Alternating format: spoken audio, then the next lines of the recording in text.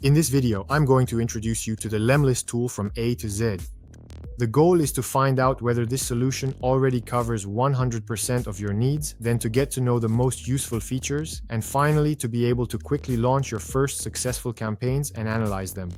If you do B2B prospecting and you're looking to automate your outreach or develop your cold outreach calls. As a profitable and predictable acquisition channel, you've probably already heard of Lemlist. It's actually one of the leading software tools in the sector, and it's a French solution. So we're going to take a look at it today.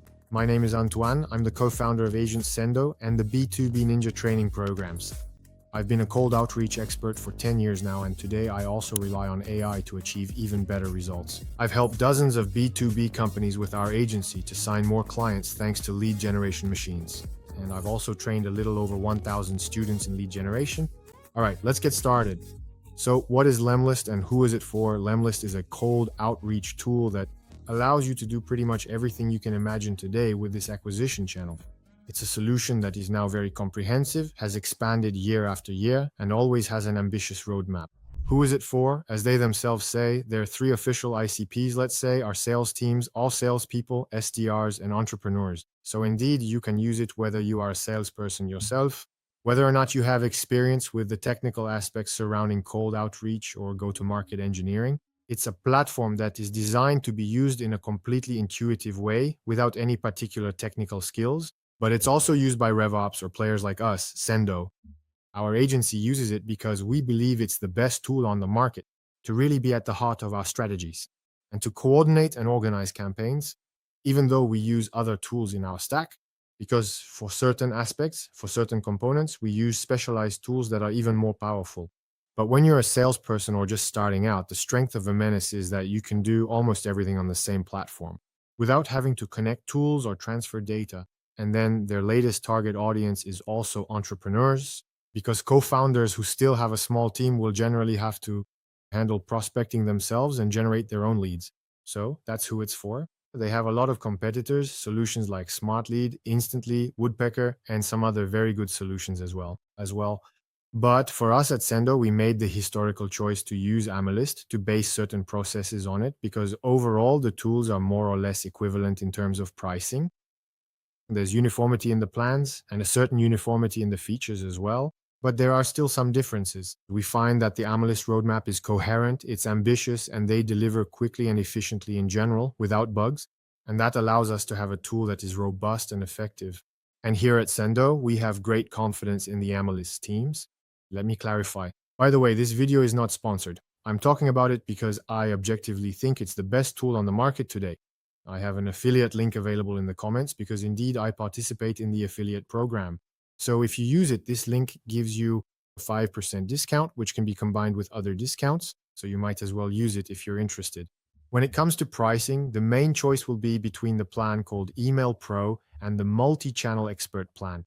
Here it shows you the pricing for an entire year, but I recommend starting with the monthly option to see if it works well for you. Or perhaps with the quarterly option, because it's true that you always need to invest a certain amount of time in the process to make a real assessment and not stop too quickly along the way. The Email Pro plan only allows you to automate the cold email channel, while the multi-channel plan lets you add a certain number of other channels, and in particular, it allows you to do both email and LinkedIn in general. I actually recommend the multi-channel plan because it's true that this is one of Lemlist's strengths. Compared to other competitors in particular, its strength is offering quite a few channels and being very effective for multi-channel outreach. And we'll get into the details. But to manage this multi-channel approach, you need software that allows you to easily build and maintain multi-channel sequences. And the tool does this very well. Now let's dive into the tool. When you arrive, maybe if you're creating a new account, it'll be quick for you. But as soon as you have campaigns running, actually, on the homepage, on the dashboard, today you have the leads. This allows you to manage, either personally or as a team, all the leads you collect, whether they're direct appointment bookings or whether it's just feedback from people who are more or less interested, with a scoring system provided by Lemlist. The first section we're going to explore together is this one, where you actually have the data. What Lemlist offers you is the ability to immediately source contacts. So according to them, they have 450 million worldwide. Well, you see, you can use the filters that are available here. There are a number of advanced filters, for example, signals, You will obviously be able to filter by company criteria such as geographic criteria, company size, revenue, etc., and information that can be found on LinkedIn profiles of contacts, such as, for example, skills. This will allow you to build databases extremely quickly and without leaving the tool. It's not a bad way to go about it. And it will already give you efficient and fairly high quality databases. What I recommend for doing things in the most optimal way is to create your lists and do your searches directly at the source, that is on LinkedIn, and especially on LinkedIn Sales Navigator. What you need to understand is that tools like Lemlist, like Apollo and others, let's be honest, they all source their data from LinkedIn because LinkedIn is kind of the mother of all B2B data. So the advantage of going directly to LinkedIn is that you can be sure you have all the available data and you can be sure that this data is as up to date as possible because, information changes, people switch jobs and so on.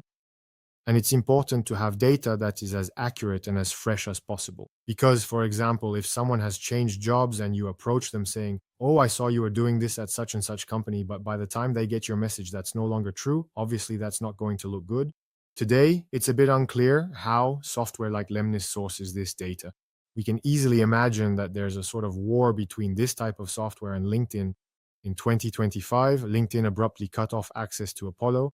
That had an impact, Lemnist as well. And we know that the data hasn't been refreshed for a certain period of time. So even if it was a one-off incident that won't necessarily happen all the time, we know from experience, because it's our job at the agency, that the data isn't quite as high quality as when you go directly to the source. In this example, you see I'm doing an advanced search on Sales Navigator, and that allows me to be extremely precise. That's not the focus of this video, but I use bullets 1 to be really incredibly precise with my listings. And actually, you see, when I have the Lemlist plugin installed, I'll show you just after how to install it. Well, I'll be able to push this data into Lemlist with this button. When you create a Lemlist account, you can just follow the instructions inside. You're going to go to this Chrome plugin and download it. Once you've downloaded it, it will appear here in Chrome.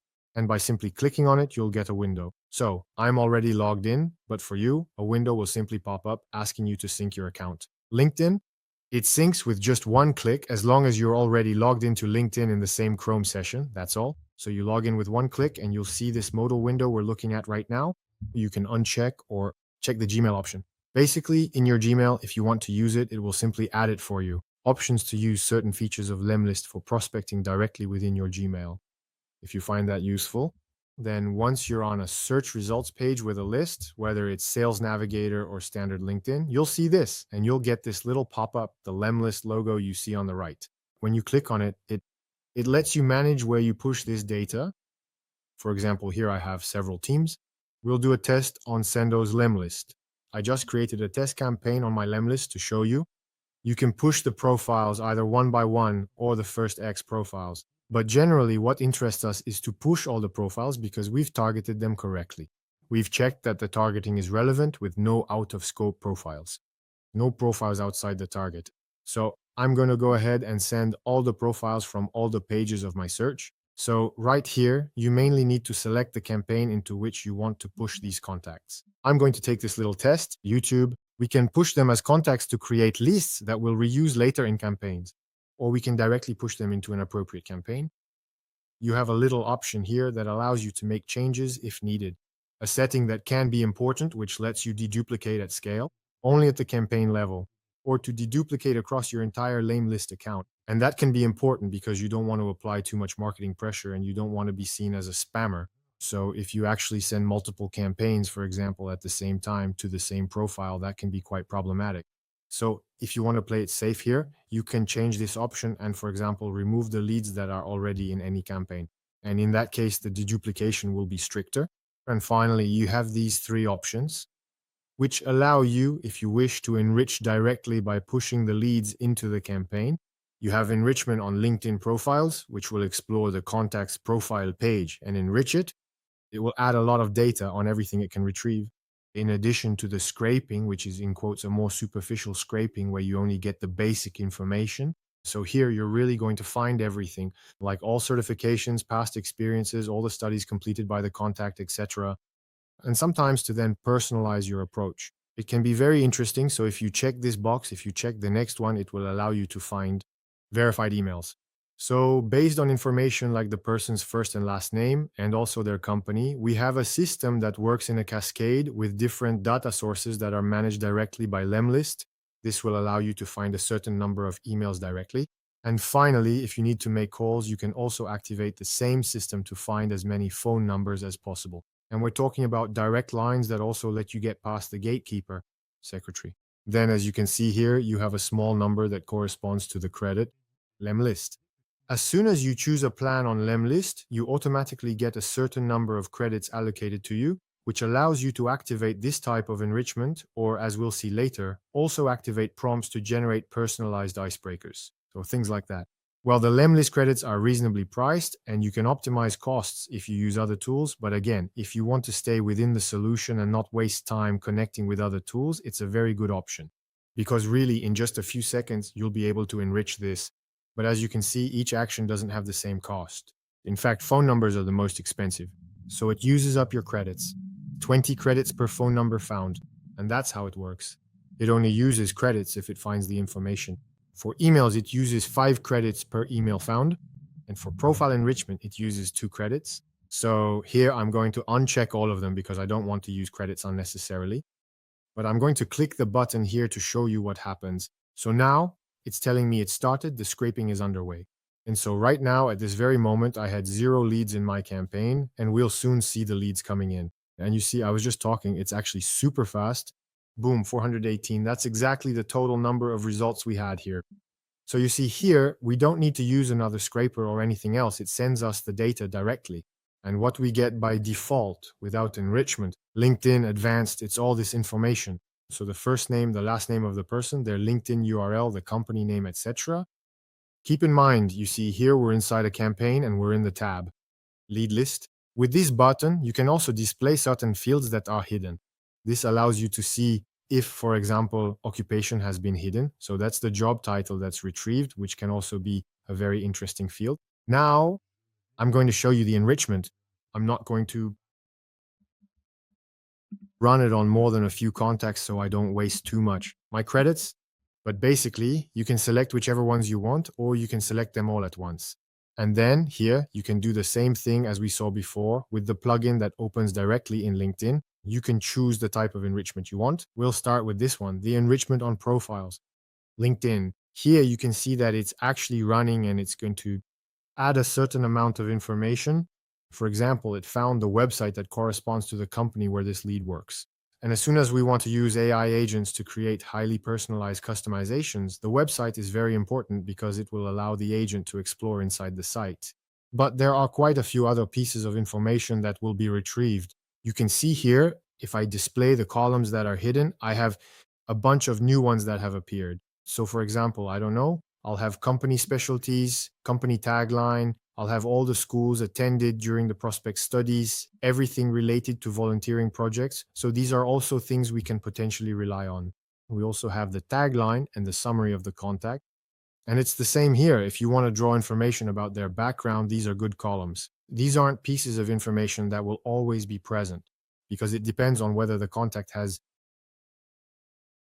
added information to their LinkedIn profile or not, quite simply, but that's still quite often the case. I'll continue by showing you what enrichment looks like.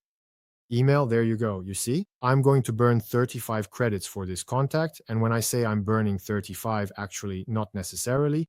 It depends on whether it finds all 7 emails for me or not. So I launch it. And here you see it tells me it's enriching. And we can see here in the email column.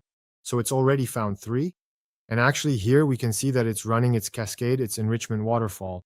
And in fact, it uses how many? About 7? Actually, 7 other tools that provide B2B data and therefore no verified professional emails. It's a cascading system. It asks the first one. If it finds it, great, it lets you know. If it doesn't find it, it moves on to the next one. And it continues this cascading system until it has asked the information from all 7 providers. This allows for maximizing the enrichment rate. And on top of that, it checks whether the email is valid at that moment or not.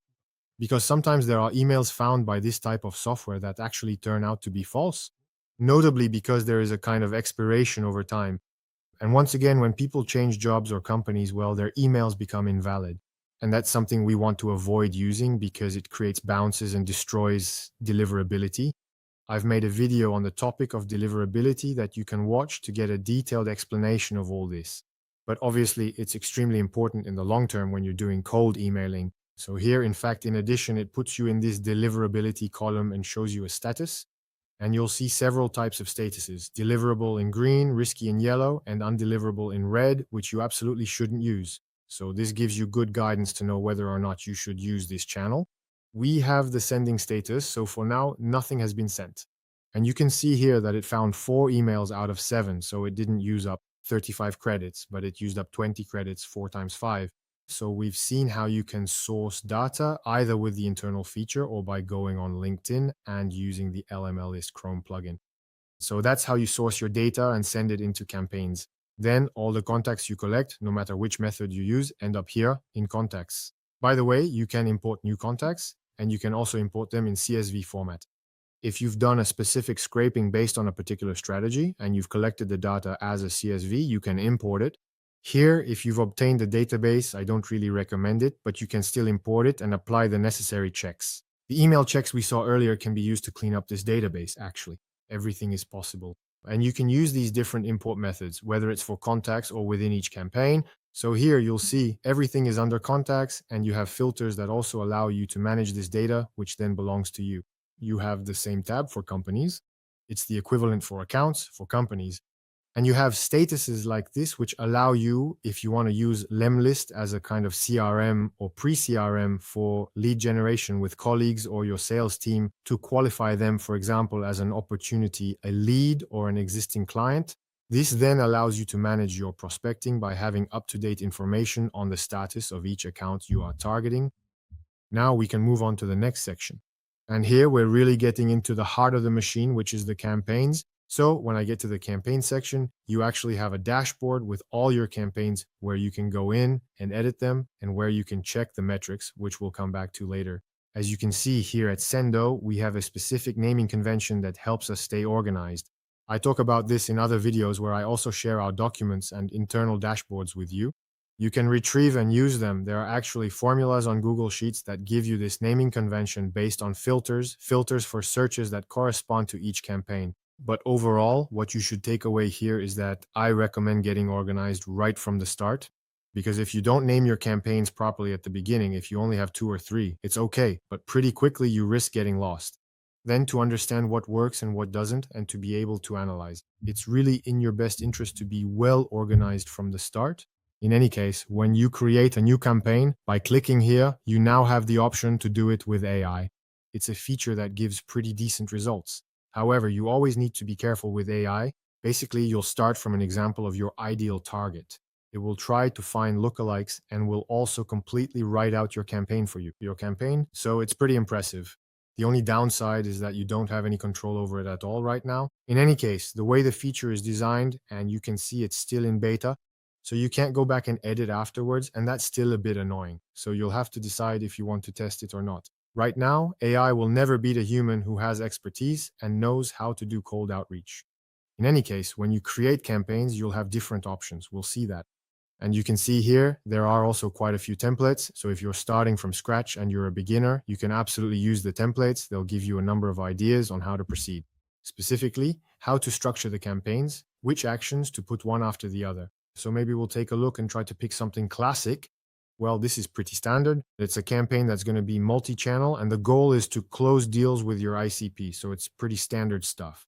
Personally, I don't use templates much, but here I'm discovering them as I make the video. But in this example, it suggests to you, this sequence is linear. There are no conditions. We'll see that later. So it's pretty simple, or at least for the first step. It sends an email and we do an A/B test. There's a version A and a version B. This actually allows you to test things, and as long as there's enough volume, it can be quite interesting. Second step, it sends a LinkedIn invitation 1 day later, just 1 day after. 2 days after sending the LinkedIn invitation, it sends another email, so a first follow-up email. And 3 days after this first email, it sends a final email. So once again, I'm not responsible for this template, for this suggestion. It's really random. What you also need to do, so as soon as you arrive, you see that here. Why are the steps outlined in red? It's because you can use them today since you haven't assigned a sender. I'll show you in the last part of the video how you can add and connect your senders. From the moment you choose a person, I'll even select myself, it applies to all the actions. What you also see is that right now I've selected my name at the highest level of this little hierarchy you see here. And so it has selected all the inbox emails. Here you can see that I have some 5, which are ins. Google Workspace inboxes, which will be used together. That is to say, on its own, Aimlist will distribute your messages across all these inboxes, which is obviously very interesting because it allows you to reach your volume targets by spreading them out over a certain number of inboxes. Then what it also did automatically is that for the LinkedIn action, it assigned my LinkedIn account to me. So there you go. Afterwards, if you want, you can absolutely send messages using different people from your company. You can add all the users who are on your team, Lemlist. And above all, this allows you to have more bandwidth and therefore to deliver faster on this particular campaign. So here we have standard features. And then on the right, you have the copywriting section where you can enter your text manually. So you write whatever you want. And whenever you see curly brackets, it's actually to insert variables. So either you type curly bracket like this, and you get this list, which gets added. And you can use, for example, I don't know, company name. I saw that you were doing this or that at company name. You can also click on the button here, add personalization, and select them that way. This personalization button also allows you to add liquid syntax. So I talk about this in other resources that I share with B2B Ninja. I'm not going to go into detail, but basically liquid syntax allows you to add dynamic elements. A very simple example is that depending on the time the email is sent, you can say good morning or good afternoon. You can imagine there are plenty of possible use cases. Then you have a number of formatting options. You can add the signature at the very bottom with this little button.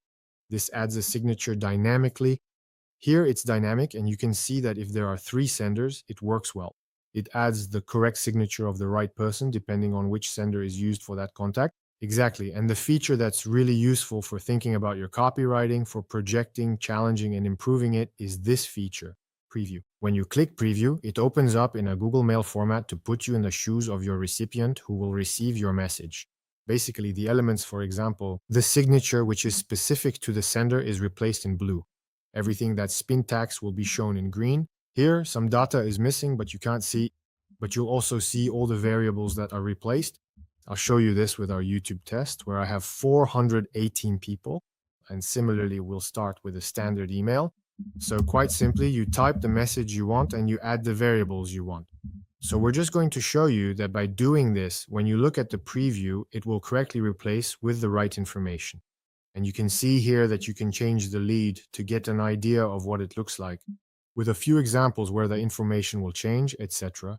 Here, obviously, it's a company name that hasn't been cleaned up, so it's not going to be relevant. In fact, it would be awkward to use it within a text. But this is just to show you how the variables are replaced. Here, you're going to set up your sequence. So here, for example, I send an email as soon as there's bandwidth available to send. I add any action I want with the little plus button. And as you can see, you have lots of possibilities. So then you can follow up with an invitation, LinkedIn, a LinkedIn message, a follow-up on WhatsApp. You can also add steps that are manual. You see here you have everything that's automated.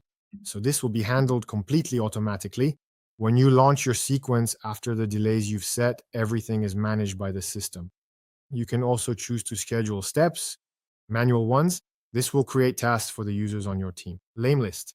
In particular, there's the call task, because basically you can say I send 2 or 3 emails or 2 or 3 messages, LinkedIn, and then I try a phone call if I haven't managed to book a meeting by then. And I end up with a lead who, in some cases, will be a little bit warmed up because they will have received our email and will have a general idea of who we are and what we're talking about. Don't forget to set the delays that seem appropriate to you, relevant, so you don't end up harassing the recipient. Because if, let's say, someone who really receives emails every day, or even worse, if you don't have any delays set, that means they're getting them one after another, so that would be disastrous. You'd have recipients who might mark you as spam and so on. So you really need to make sure to set delays, although there are some actions that can be done on the same day. In fact, you absolutely can. In the case of email plus LinkedIn invitation, absolutely on the contrary, you can remove this delay to tell yourself, precisely, I'm doing multi-channel outreach and I want to appear both in my prospect's inbox and also in their LinkedIn account with an invitation.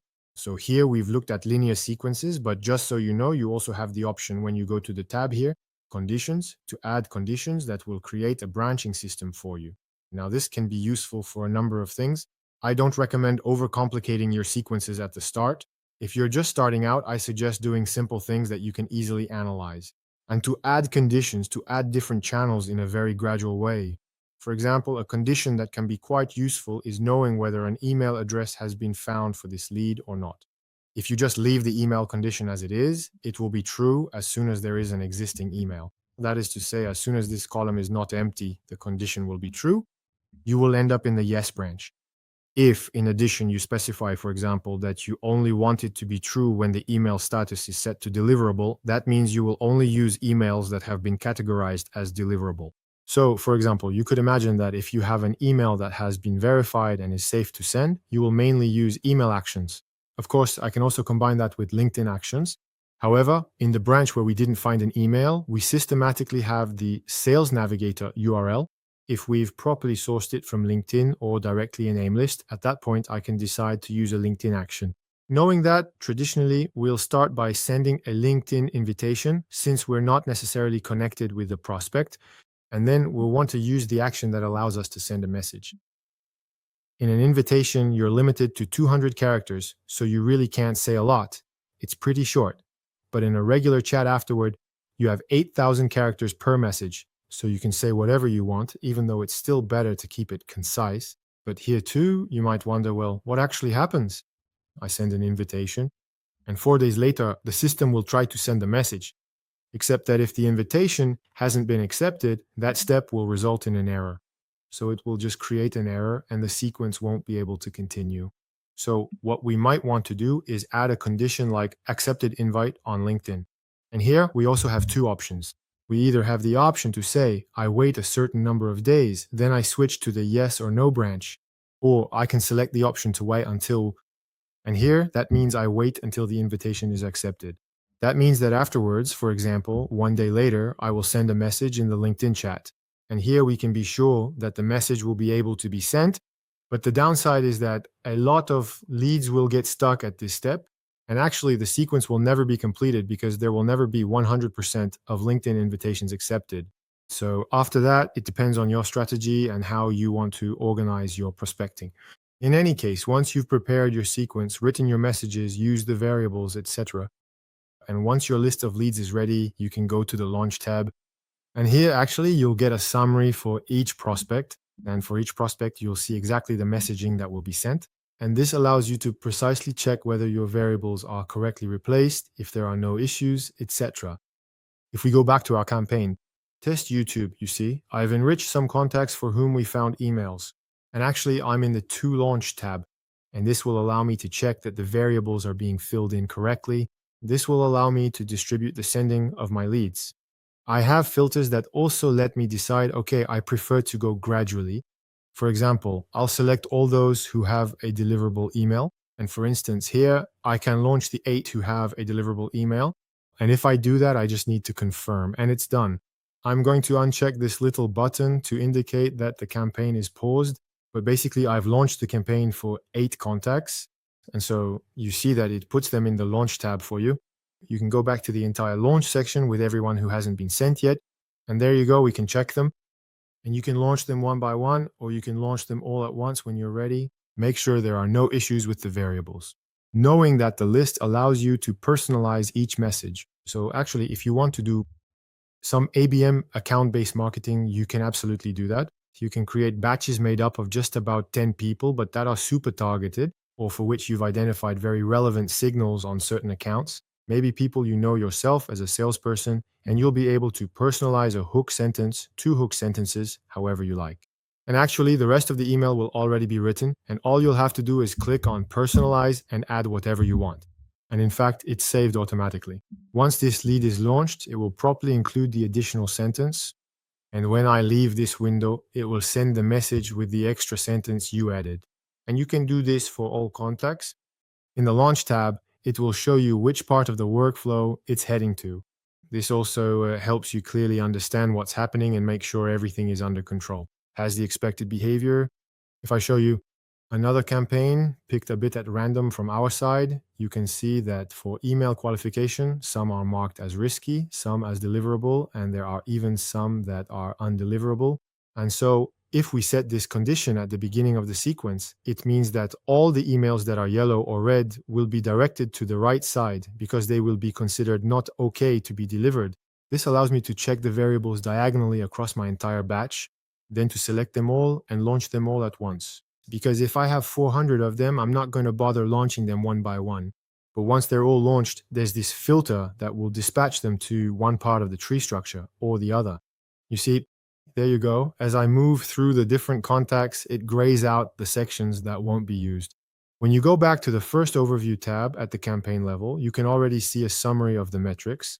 This can help you understand what's happening with your campaign and see where it stands. And even before it's finished, you can already see the trends in terms of results. To finish, what I need to point out to you is that at this level, you see the settings in the little gear icon. Before launching the campaign and sending your leads, you absolutely have to check what's here because these are the settings for your campaign. I'll let you go through all the available options yourself.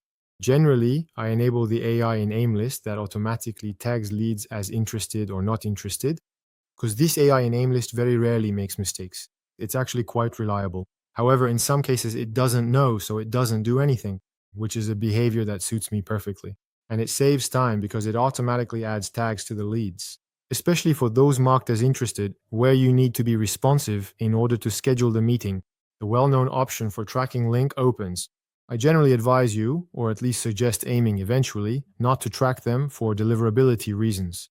Now, when you're just starting out, I actually recommend activating them, at least in the beginning, because an open rate still allows you to understand what's happening and to see if you're off track.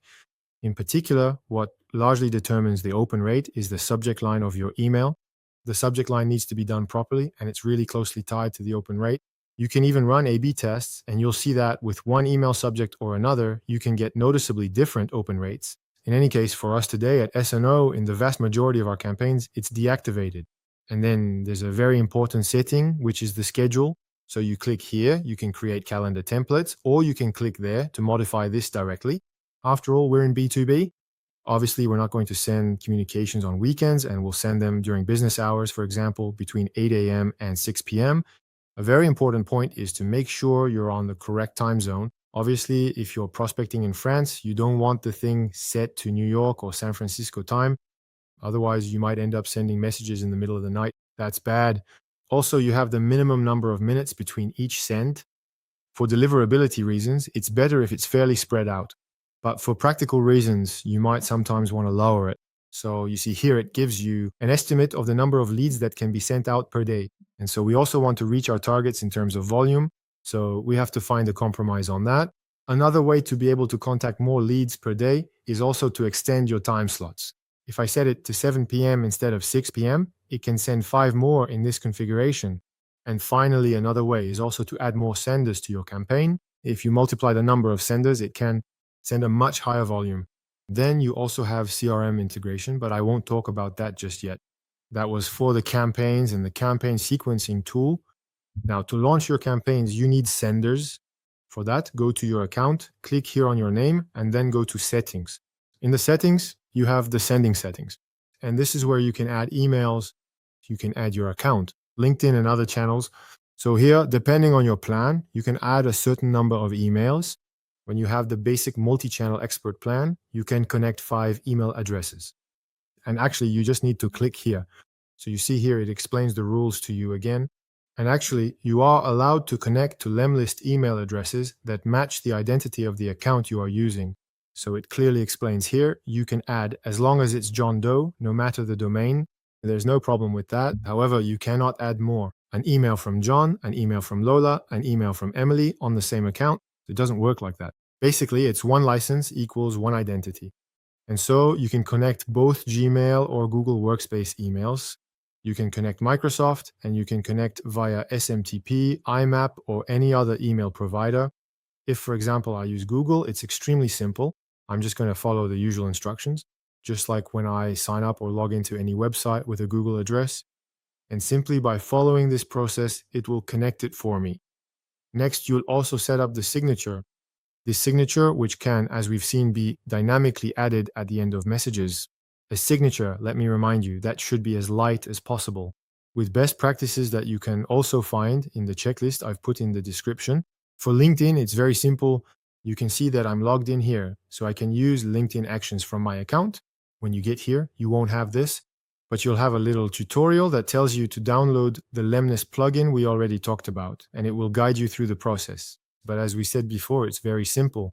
If you have a window open and you're logged into LinkedIn in your Chrome session, then you just need to click a sync button. And there you go. In 2 seconds, you'll be connected and you'll see the same window here, which correctly retrieves your account. Today, you also have the WhatsApp channel. So here you can see that I have a phone number associated, which allows me to automate WhatsApp actions in campaigns. Lemlist. What's pretty nice is that the aim list feature also includes a warm-up for WhatsApp numbers. And you can see my score here, which is currently only at 34 and is improving. And you can add multiple WhatsApp connections by paying a small additional fee. And for your information, you can also connect a phone number. To do this, you need to go here to calls, and you'll be able to activate the plan to make calls. Directly in Aimlist, this too is a feature I find very interesting. If you're in sales or if you work with sales teams who have the ability to make calls, actually it's a VoIP service like there are for many others really for sales teams, but this one is integrated into Aimlist. And so what's quite powerful is that you'll be able to combine sequences where you do call outreach with automation. So once that's set up, it's not time consuming and doesn't require much capacity, manual and human capacity, that is. On the other hand, with the conditions we saw earlier in the campaigns, you can imagine all sorts of strategies like, oh, here's someone who opened a lot of emails but hasn't replied. Well, I'm going to trigger a call task for my salespeople. And there you go. So from here, you can connect either your existing phone number or you can buy numbers directly through Aimlist. Make the calls, and we'll also look at this in the metrics section. But the advantage, whether it's VIP or integrated into the platform, is that all the metrics, including call metrics, are there as well. You'll be able to find them in the analytics section of the software. So that was for connecting senders. What's really important, and honestly not done very well, but I encourage you to do it, actually right from the start, when you arrive on the software and you've connected, in particular your emails, you should go. There are several ways to do this. Let's say if we're talking about your account, you'll be able to go to the settings for the entire team here in the sending settings, but at the team level. And there, if you're an admin, you'll be able to see all the daily limits. And what happens is that actually when you have a new Lemlist account and you connect a new email inbox, now they set a daily limit of 50. Before it was even 80. And even at 50, that's way too much because you'll need to do a warm-up beforehand. And even once the warm-up is done, you can see that for us, we're actually working with lower limits, max of 30 per inbox. So you really need to come here right away and adjust this setting. And when you get to a new account and you haven't done the warm-up yet, which we'll look at in a moment, I strongly encourage you to set everything to 0. It's extremely simple. You set everything to 0. On the line here where you see the little LinkedIn logo, these are the daily limits for the LinkedIn account that's linked. And for those, you don't have to set them to 0. It's like an email that has just been created with a new domain, etc. But here too, I advise you to make adjustments. If, for example, you suddenly start with 30 at once, when you usually only have moderate activity on your account, on LinkedIn, you also risk getting blocked on LinkedIn. So I advise you to check with me or others about the right limits. At this moment, based on what we know about anti-spam filters for email, everything we know about LinkedIn platform rules at this moment, when you launch your campaigns, overall, if you stay below 10, even if your account isn't very active, you shouldn't have any problems, you'll be safe. After that, I recommend gradually increasing to reach 20 connection requests per day. First, take it step by step. You can go up to 25 afterwards, but do it gradually. So actually, this topic brings us to a key point for doing cold emailing, which in my opinion is one of the best features on the list. It's Lemwarm is the warm-up feature that allows you to preheat your emails. When you click here on the Lemlist logo, you see all the company's solutions that offer other features. Lemwarm is a separate tool. You can actually buy it separately, but generally it's used together with Lemlist. And by the way, when you get a license, a small channel expert one, the Lemwarm license is automatically included. So if you click on it, it takes you to the features of the warm-up. In fact, when you arrive, you can select each sender and you'll need to start Lemwarm. And so for each sender, you will choose 2 settings. It's the number of target emails you want to send in the end. Once the warm-up is finished, every day, and the increment, meaning how much you increase per day during the warm-up phase to reach that pace. So what you can also do is go here to warm up, and you also have a consolidated view of all the senders in your team. You can see all the deliverability scores. Generally, above 90 are very good scores, above 80 as well. You can start using them with confidence. And there you go, below 70, it's pretty catastrophic. So actually, this is something you can manage here. And you can launch them all at once because generally you'll have several email inboxes. So if you want, this allows you to set things up when you arrive. You configure this. Personally, I recommend the 30-30 rule. So 30 warm-up emails and 30 emails that are actually sent to prospects. A ramp up that can be 1, but can also be 2, because that lets you go a bit faster. Up to 30, and actually when you arrive, you have this button that's available. And basically you launch it for all your inboxes, you hit start, and that starts the warm-up. So it's efficient, it's fast, and as you can see, even for us, it's always active, and you should always keep Lemwarm activated. I'm not going to go into detail. I've made a very detailed video on the topic of deliverability. I explain why. I explain exactly which targets to aim for. And I also explain how to recover emails that have had degraded deliverability at some point. In any case, Lemwarm is super useful. It's integrated. I also haven't shown you the last tab, but you can check all the technical settings, which are very important to set up at least once at the beginning, so that afterwards your deliverability will be optimal. Here, everything is fine, but when everything isn't fine, once again, I refer you to that famous video on deliverability, but you also have little tips and short tutorials to help you fix the settings. It's something that guides you and helps you gain as well a lot of time. Next, we get to what interests us, which is connecting with prospects. And all of that comes into the inbox tab. And so what's really convenient is that this Lemlist inbox centralizes all the replies you get following a prospecting message you sent through Lemlist. So you can have dozens of email inboxes, you can have multiple LinkedIn accounts, you can have messages, WhatsApp, everything will come here, and you'll have this centralized option to manage all the replies. That means you can actually have a system in your company where everyone manages their own replies, each salesperson, but you can also have a system where it's one person, an SDR, or whatever the organization is. By clicking here, you see to display everything, the senders, you'll be able to see everyone's replies in the team, and you'll be able to manage them for other people. With centralized management as well of statuses, leads, whether they're interested or not interested, etc. So you see, when you have this little blue icon, actually, you're looking at a LinkedIn reply. And when we get replies by email, we have this little green email icon, like with this person here who says, I'm available for a call on Monday afternoon. And actually, in both cases, whether it's on LinkedIn or by email, we have the option right below to directly respond. For example, here to schedule the meeting. So either I write directly in the search bar or I expand with this little arrow to open a slightly more complete modal. And that also allows me to have a certain number of features like the signature, etc. It also lets me select the sender with whom I send the reply. By default, it will use the person to whom we replied. But if, for example, we have an organization where, say, an SDR is responsible for handling the scheduling and setting up all the appointments to support a more senior sales rep, for instance, we can absolutely do that. We can send a reply to that email on behalf of another person saying, oh yes, I joined the conversation. We'll organize this call with Antoine and you, and so on. It's pretty standard, so there's not much friction at that level. People are used to having several contacts involved during business discussions. And also, we have a task tab that you can use or not, which will help organize prospecting. Once again, it's always the same principle to get organized with your team and your colleagues, because as we've seen in the campaigns, you can add manual actions of the task type. You can add manual actions of the call type. So we will retrieve all the make a call type actions, though there aren't any here. We will also retrieve tasks if we configure the campaigns with this little option that allows you to say in such and such a scenario, for such a response, create a task, and that will automatically come in. Add tasks so that afterwards we can be sure to have proper follow-up for prospects who are interested or neutral. And finally, the last important section I wanted to show you is called Report. There are 2 tabs, Overview and Campaigns. So as you might expect in campaigns, you'll be able to see metrics for each individual campaign. It actually also allows you to combine campaigns. For example, here, in the context of a campaign based on our webinar play, which I talk about in another video, I'm trying to do a bit of mixing. First campaign, I see the results, but I could also say to myself, actually, I'm applying it here. I want to see consolidated metrics at the level of the same tactic, this webinar play tactic. And so actually I'll be able to do this if I've named them correctly.